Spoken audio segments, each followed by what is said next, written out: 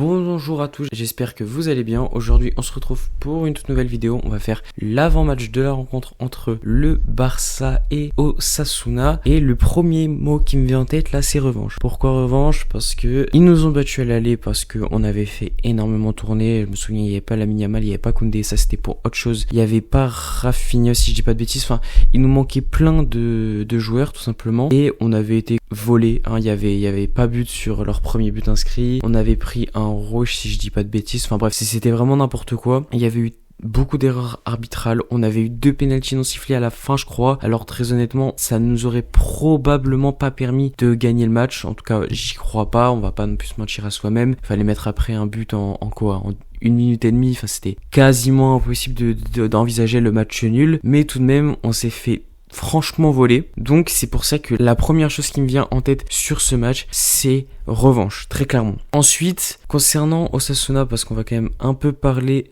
de Osasuna, c'est une équipe qui est actuellement à la 11e place de la Liga, donc à peu près là où ils se situent chaque année, dans le milieu de tableau, avec 33 points, à 5 points du Betis 6e, première place pour les qualifications européennes, et après ils sont à les 9 points de Valence qui est le premier relégable. Donc très honnêtement, ils sont vraiment au milieu, vraiment le milieu du milieu. Concernant un peu les statistiques, c'est une équipe qui marque beaucoup de buts par match. On est à 32 buts en 26 matchs, j'ai peut-être un peu abusé sur le beaucoup, mais ils en mettent un peu plus d'un but par match. On est à 1,2. Par contre, c'est une équipe qui encaisse beaucoup. 37 buts encaissés en seulement 26 matchs. Donc là, j'ai pas besoin de vous faire un dessin. On va se régaler. Voilà, tout simplement. Ils sont à 1,4 buts encaissés par match. On doit prendre une revanche. Donc clairement, on a moyen de les taper, surtout à domicile. Et concernant un peu leur effectif, c'est pas un effectif grandiose. On est sur un effectif, voilà, moyen de Liga, avec quand même, voilà, avec de très bons joueurs de Liga comme Unai Garcia, Ruben Garcia, Moncayola, Moy Gomez, Zaragoza, surtout leur plus gros joueur. Là par contre c'est un vrai bon joueur. Après il est assez vieux, c'est Ante Budimir, leur buteur, qui est tout simplement à 14 passes D. C'est énorme, je crois que c'est le top 3 buteur en Liga. Il est actuellement 3e meilleur buteur, ouais voilà c'est ça, de Liga, avec 14 buts, à 3 buts de Mbappé. Il est même devant Rafinha, alors un but, peut-être que ça va être dépassé sur ce match. En tout cas il est devant Rafinha. Donc voilà, c'est un effectif moyen comme j'ai dit de Liga, mais avec quelques bons joueurs comme Zaragoza, comme Ante Budimir. Et après, un peu concernant leur jeu, je vais pas vous mentir, je connais pas, j'ai regardé très peu de matchs de Osasuna. En ce moment, ils vont pas très bien. On est sur une victoire sur les 7 derniers matchs en Liga, uniquement en Liga. Ils ont aussi une défaite en Coupe du Roi. Mais il y a quand même quelques petites performances. Un partout contre le Rayo Vallecano, une victoire 2-1 contre la Real Sociedad. Mais surtout, c'est ça qui est le plus intéressant, le fameux match nul contre le Real Madrid. Un partout sur encore une contestation de l'arbitre, etc. Sur Bellingham, je sais pas si vous vous en souvenez, le fameux fuck off ou fuck you, it's not the same bro. Bref, c'est clairement la même chose, hein. Ça a été vérifié sur Google Traduction, vous pouvez demander à qui vous voulez, c'est la même chose. Voilà, ça c'était concernant Osasuna, pas plus de choses à dire. Concernant le Barça, bon, tout va bien, enfin tout va bien. On va quand même mettre des guillemets à ça, parce que oui, tout va bien en ce moment. On est sur un 100% de non-défaite, on va dire, sur cette année 2025.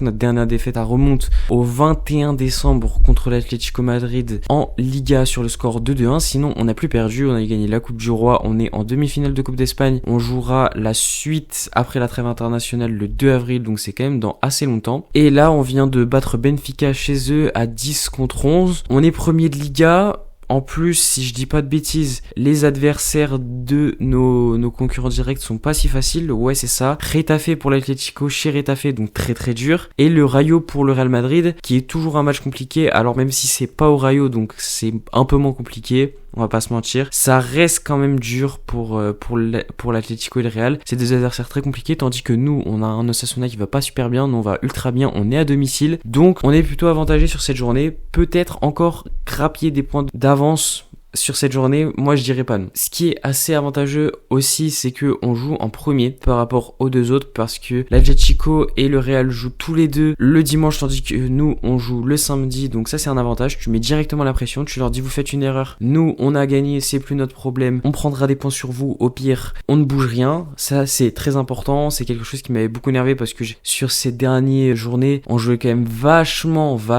après eux et c'était assez perturbant. Mais là du coup on est premier à jouer, donc on doit directement poser les bases. Vous faites une erreur, c'est pour vous, c'est pas pour nous, nous on se régale. Aussi, qu'est-ce qu'on peut dire sur le Barça, c'est que j'ai vu beaucoup de gens qui veulent tourner, faire tourner. Oui mais non.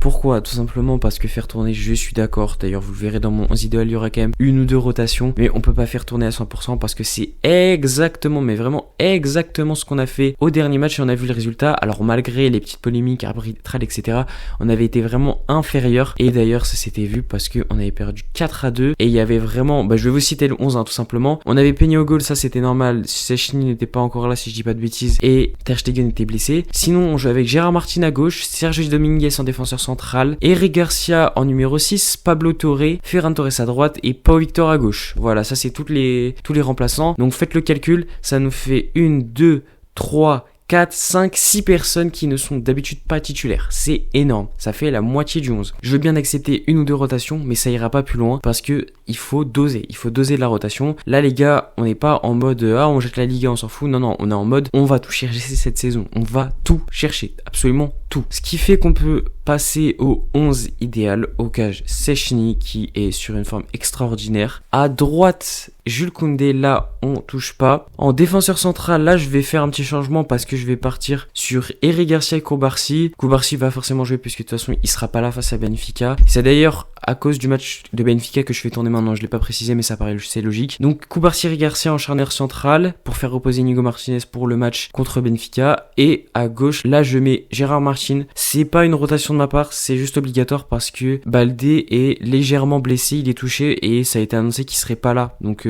ça sert à rien de le mettre vu qu'il va pas être là. Donc ça sera Gérard Martin. Ensuite au milieu, là je mets Casado avec Frenkie de Jong. Comme vous pouvez le voir, je fais tourner Pedri parce qu'il doit se reposer. Il a fait un très gros match à 10 contre 11. On doit vraiment pas le fatiguer pour le match contre Benfica. Et je mets en numéro 10 Olmo. On le fera sortir assez tôt, mais on doit le faire jouer parce que de toute façon il a pas joué contre Benfica. Voilà, il a joué 10-15 minutes, 20 minutes max. Donc vraiment, il peut jouer sans problème. Ensuite, en attaque, là je mets Lamine Yamal à droite, Rafinha à gauche, avec en pointe Ferran Torres, parce que là c'est pas une rotation de ma part pour Ferran Torres. C'est juste que j'ai même extrêmement détesté le match de Lewandowski contre Benfica. Pour moi c'est une punition très clairement, même si je sais que Flick le fera pas. J'aimerais bien que ça soit. Du coup voilà, pour moi, pas de Lewandowski sur ce match très clairement. Voilà, c'est la fin de cette vidéo, j'espère qu'elle vous aura plu. N'hésitez pas à me donner votre pronostic et dire ce que vous avez pensé de cette vidéo en commentaire. N'oubliez pas de me follow sur tous les réseaux, que ce soit TikTok ou Insta, où je republie des segments de mes vidéos. Donc vous prenez celui qui vous arrange, vous pouvez le regarder. Et je suis aussi bien évidemment sur Twitter, je vous mets tous les liens en description. Et comme d'habitude, n'oubliez pas de liker la vidéo, de la partager, de vous abonner, d'activer la cloche. Et moi je vous dis tchuss.